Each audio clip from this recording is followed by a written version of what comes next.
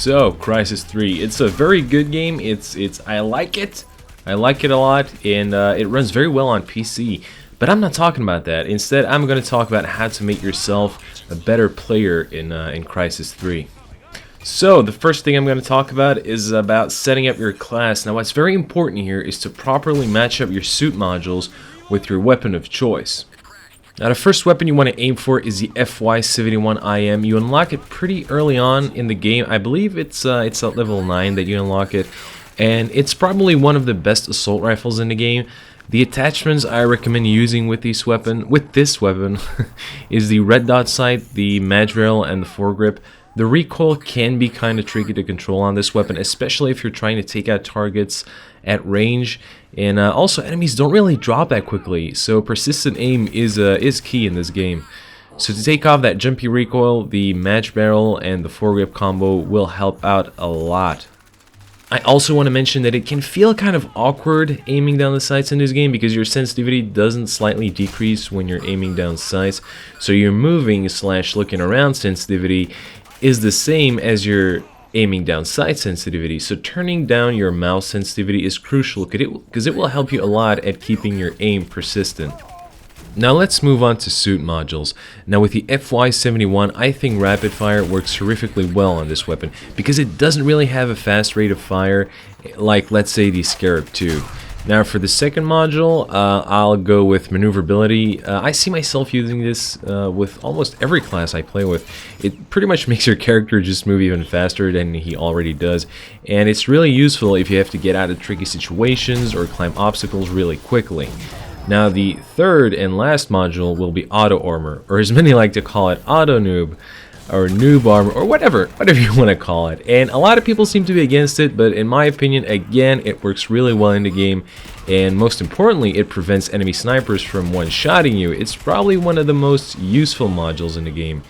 And again, I see myself running with this module all the time because I'm sick of getting one-shotted by all these snipers and predator bows. Now let's talk about how to actually play the game successfully. Now one thing is very, very important. I cannot say this enough. Always be on the move. There are way too many enemies with snipers and predator bows out there, and if you're not constantly moving, even when engaging another enemy, you will find yourself very frustrated and very dead as well. Now also, using your suit properly. Now this may take some time, but you will get used to it eventually. So when, let's say, you're turning around a corner or you're crossing an open area, always try to go into stealth mode. Also, when an enemy's chasing you, just find yourself some good cover, like running behind a corner or hiding behind a wall, and just turn on stealth mode and try to make a run for it. Now this will help you using your stealth mode and your suit properly, and it will make you a better player. It will make you better at getting out of tricky situations. Another thing that I want to share is to prevent taking damage when jumping off a high surface. Just turn on armor mode when you're about to hit the ground. This will prevent you from taking any damage from the drop, and I wouldn't really recommend using the power punch thingy while falling because the animation just takes too long and you'll just end up being a sitting duck for a couple of seconds. Now, let's talk about the minimap. Now, the minimap in this game is quite important due to the fact that there's always a lot of action going on. You're going to see a lot of red dots popping on your minimap, but don't get me wrong, I'm not saying that you should run around with your head buried into the minimap, but when, for example, you're approaching an objective, always take a look at your minimap to check if there's nobody above or beneath you. Usually when an enemy isn't on the same ground level as you, the dot will not be filled, and when the dot is filled, it means that the enemy is on the same ground level as you.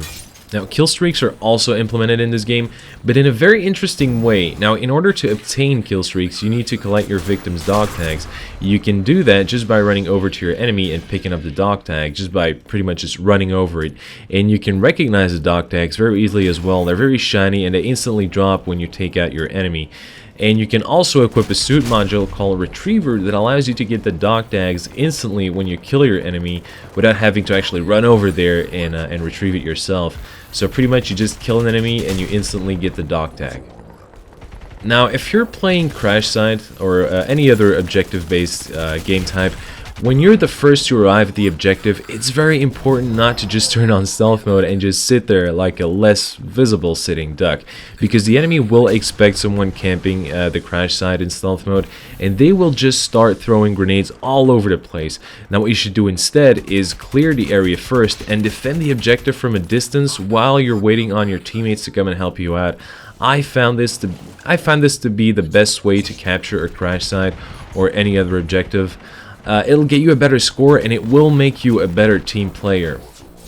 Now, if you want to modify your field of view and get rid of that annoying little intro when you start up the game, you will need to create a file and write some fancy word combos in it.